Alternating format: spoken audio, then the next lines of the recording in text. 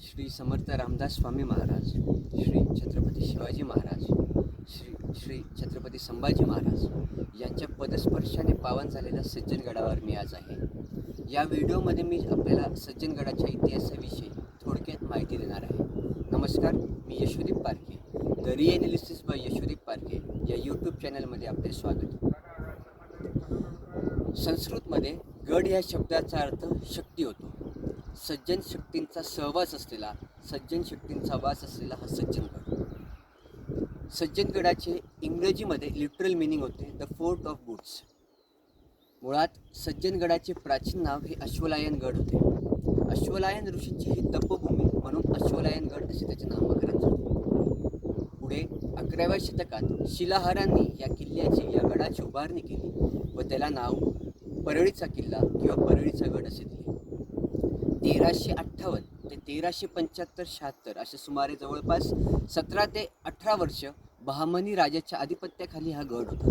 पुढे आदिलशहाने हा गड जिंकून घेतला व त्याचे नाव नवरसतारा असे ठेवले. 2 एप्रिल 1673 रोजी परळीचे खोरे हर हर महादेवाच्या उद्घोषाने दुमदुमून गेले आणि 2 एप्रिल 1673ला छत्रपती शिवाजी महाराजांनी आदिलशहाकडून हा किल्ला जिंकून घेतला व त्याचे नामकरण सज्जनगड असे केले. 1676 रोजी श्री शिवरायांच्या विनंतीवरून श्री समर्थ सज्जनगडावर कायम वास्तव्याकरता आले. 3 एप्रिल 1680 रोजी श्री छत्रपती शिवाजी महाराजांनी रायगडावर देह ठेवला व त्याच्यानंतर 20 ते 21 महिन्यांच्या कालावधीतच म्हणजेच 22 जानेवारी 1682 रोजी श्री समर्थांनी सज्जनगडावर देह ठेवला. 1683ला श्री छत्रपती संभाजी महाराजांनी समर्थांचे समाधी मंदिर बांधले आणि 1683 पासून समर्थ भक्तांनी, समर्थ सेवेकऱ्यांनी दासनवमी उत्सव सुरू केला. परंतु 30 एप्रिल 1700 रोजी सज्जनगडावर एक अस्मानी संकट आले आणि ते संकट होते औरंगजेबाचे. औरंगजेब सुमारे 1 लाखांची फौज घेऊन सज्जनगडाच्या पायथ्याशी आला. मराठ्यांनी तब्बल 40 ते 50 दिवस हा किल्ला लढवत ठेवला, परंतु दुर्दैवाने 9 जून 1700 रोजी हा किल्ला मुघलांच्या ताब्यात गेला व औरंगजेबाने याचे नाव नवरसतारा असे ठेवले. 1700 ते 1707 अशा 7 वर्षांच्या कालखंडामध्ये सज्जनगडावर दासनवमी उत्सव साजरा झाला नाही.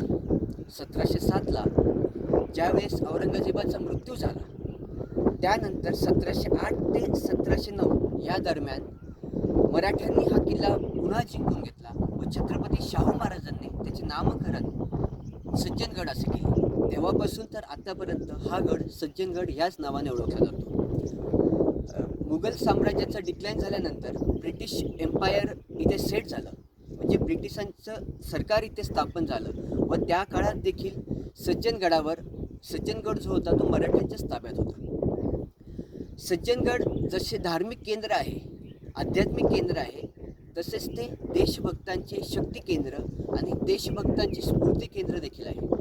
लोकमान्य टिळक, स्वातंत्र्यवीर सावरकर, वासुदेव बलवंत फडके, राष्ट्रीय स्वयंसेवक संघाचे आद्य सरसंघचालक डॉक्टर हेडगेवार गुरुजी, यशवंतराव चव्हाण, गोपालकृष्ण गोखले यांसारख्या देशभक्तांनी दासबोधातून प्रेरणा घेत आपले कार्य केले.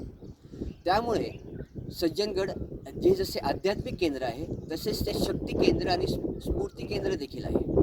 धन्यवाद. जय जय रघुवीर समर्थ. आपणास हा व्हिडिओ कसा वाटला हे आपण मला कमेंट बॉक्समध्ये निश्चित कळवावे आणि अशाच नवनवीन माहितीपर व्हिडिओसाठी द रिएनालिसिस बाय यशोदीप पारखे हे यूट्यूब चॅनल आपण सबस्क्राईब करा, लाईक करा आणि फॉलो करा. थँक्यू.